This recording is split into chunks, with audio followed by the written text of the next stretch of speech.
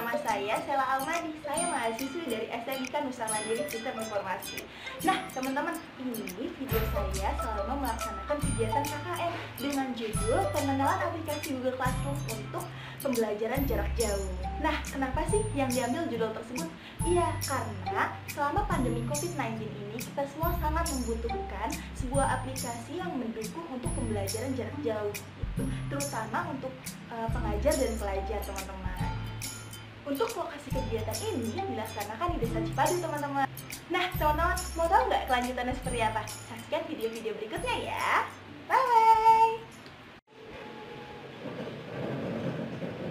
Assalamualaikum warahmatullahi wabarakatuh. Waalaikumsalam warahmatullahi wabarakatuh. Perkenalkan, nama saya Sela Almadi. Saya mahasiswi dari STMIK Nusa Mandiri. Hari ini saya akan melaksanakan KKN kuliah kerja nyata dengan judul pengenalan aplikasi Google Classroom untuk pembelajaran jarak jauh. Nah, mungkin teman-teman ada yang belum mengenalnya nih, atau ada yang sudah menggunakannya. Di sini saya akan mengenalkan kembali ya. Apa sih Google Classroom itu? Nah, ini nih logonya. Ini namanya Google Classroom. Ini biasa yang digunakan aplikasi untuk pembelajaran jarak jauh. Nah, Google Classroom adalah layanan web gratis yang dikembangkan oleh Google untuk sekolah yang bertujuan untuk menyederhanakan, membuat, mendistribusikan, dan menilai tugas tanpa harus bertatap muka. Jadi, untuk aplikasi Google Classroom ini sangat berguna di pandemi COVID-19 ini karena sekolah sedang diliburkan, belajarnya di rumah gitu ya, karena sekolah juga belum bisa melakukan tatap muka. Jadi, aplikasi Google Classroom ini sangat berguna. Nah, di sini ada fungsi dan keunggulan dari aplikasi Google Classroom. Ada proses setting pembuatan kelas yang cepat dan nyaman, penyimpanan data yang terpusat, berbagi sumber daya yang efisien, praktis, dan cepat, hemat dan efisien waktu, serta mampu meningkatkan kerjasama dan komunikasi. Nah, selanjutnya nih teman-teman, ada fitur-fitur Google Classroom. Yang pertama ada tugas assignment. Setiap tugas yang diunduh akan disimpan dan dinilai pada rangkaian aplikasi produktivitas Google yang telah memungkinkan kolaborasi online ini. Guru dapat memilih file sebagai template sehingga setiap siswa dapat mengedit salinan mereka sendiri dan kemudian kembali untuk mendapatkan nilai sehingga semua siswa bisa melihat, menyalin, atau mengedit dokumen yang sama. Siswa juga dapat memilih untuk melampirkan dokumen tambahan dari drive mereka ke tugas. Penilaian atau grading. Nah, Google Classroom mendukung banyak cara penilaian yang berbeda. Guru memiliki opsi untuk memantau kemajuan setiap siswa pada tugas di mana mereka dapat membuat komentar dan mengedit. Tugas yang diubah dapat dinilai oleh guru dan dikembalikan dengan komentar untuk memungkinkan siswa merevisi tugas atau dikembalikan. Nah, ada lagi nih teman-teman, komunikasi yang lancar. Pengumuman dapat diposting oleh guru ke aliran kelas yang dapat dikomentari oleh siswa yang memungkinkan komunikasi dua arah antara guru dan siswa. Siswa juga dapat memposting ke kelas tetapi tidak akan setinggi prioritas sebagai pengumuman oleh guru dan dapat dimodernisasi. Jadi, komunikasi yang lancar, ini memang aplikasi Google Classroom ini sangat berguna untuk menilai, memberikan tugas, mengupload tugas, dan pengumuman. Memberikan pengumuman itu sangat berguna gitu, teman-teman. Nah, di sini juga ada laporan originalitas. Laporan originalitas dikenalkan pada Januari 2020 yang memungkinkan pendidik dan siswa untuk melihat bagian-bagian dari karya yang diajukan yang berisi kata-kata yang persis atau mirip dengan yang dari sumber lain. Untuk siswa, ini menyoroti berbahan sumber dan tanda kutip yang hilang untuk membantu siswa dalam meningkatkan tulisan mereka.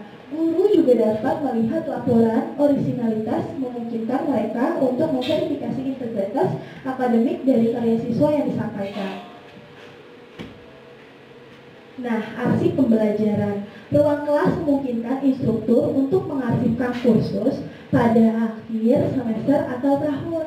Ketika sebuah kursus diarsipkan, maka akan dihapus dari beranda dan ditempatkan di area kelas arsip untuk membantu para guru mengatur kelas mereka saat ini. Saat sebuah kursus diarsipkan, guru dan siswa dapat melihatnya, tetapi tidak akan dapat mengubahnya hingga dipulihkan. Nah, aplikasi seluler. Aplikasi Google Classroom diperkenalkan pada Januari 2015, tersedia untuk perangkat iOS dan Android. Aplikasi ini memungkinkan pengguna mengambil foto dan melampirkannya ke tugas mereka, berbagai file dari aplikasi lain, dan mendukung akses offline. Nah, keamanan pribadi ini juga sangat penting, teman-teman.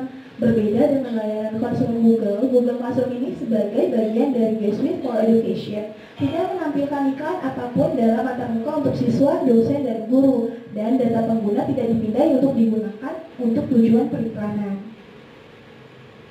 Nah, teman-teman, kita lanjut ke Google Classroom-nya aja ya, karena saya akan mengenali gimana jadi pengajar dan siswa, gitu, teman-teman. Ini adalah tampilan dari Google Classroom. Saya akan menjelaskan sedikit ya. Ini ada tanda plus di sini. Nah, di sini gunanya untuk gabung ke kelas dan buat kelas. Gitu. Biasanya kalau gabung ke kelas itu digunakan oleh mahasiswa serta muridnya, gitu ya. Nah, kalau buat kelas itu biasanya digunakan oleh dosen, guru, serta pengajar lainnya. Oke, sekarang aku mau menjelaskan gimana cara buat kelas. Klik buat kelas. Nah, muncul nih teman-teman seperti ini. Kita harus membaca dulu ya sebelum kita klik centangnya. Jika sudah dibaca dan sudah menyetujui, kita klik. Setelah itu dilanjutkan. Oke, nah ini akan muncul nih teman-teman seperti ini. Biasanya dosen, pengajar, atau guru itu biasanya mengisi nama kelas, bagian, mata pelajaran, serta ruangnya. Nah, ini kita isi teknik informasi.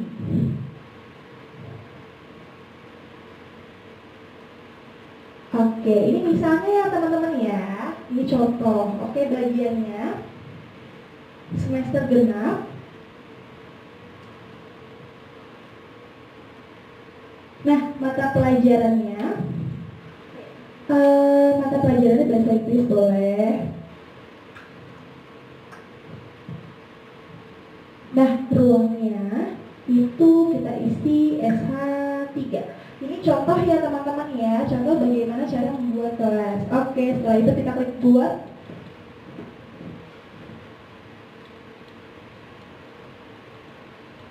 Nah, ini sedang diproses nih teman-teman untuk membuat kelas. Memang agak lama sedikit sih. Nah, ini tampilannya nih teman-teman kalau kita sudah membuat kelas gitu. Nah, jadi kita bisa buat pengajarnya, bisa posting pengumuman, memposting tugas, dan lain-lain gitu ya. Oke, sekarang saya mau mengajarkan cara gabung ke kelas. Nah, teman-teman, karena sebelumnya kita menggunakan Gmail untuk pengajar, jadi sekarang kita gunakan Gmail baru untuk siswanya ya.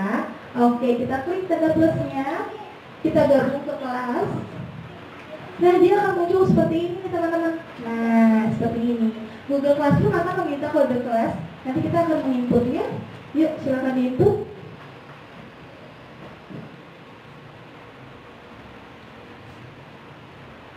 Setelah diinput, kita klik gabung untuk masuk ke kelas tersebut.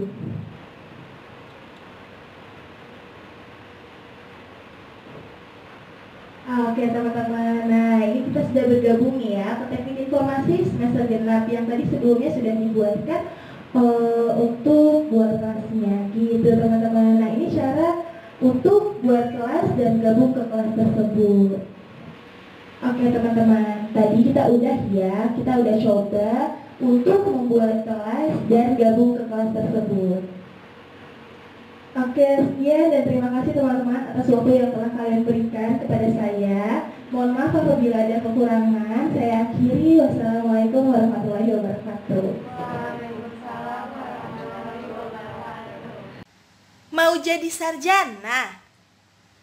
Nusa Mandiri tempatnya. Sekian video-video dari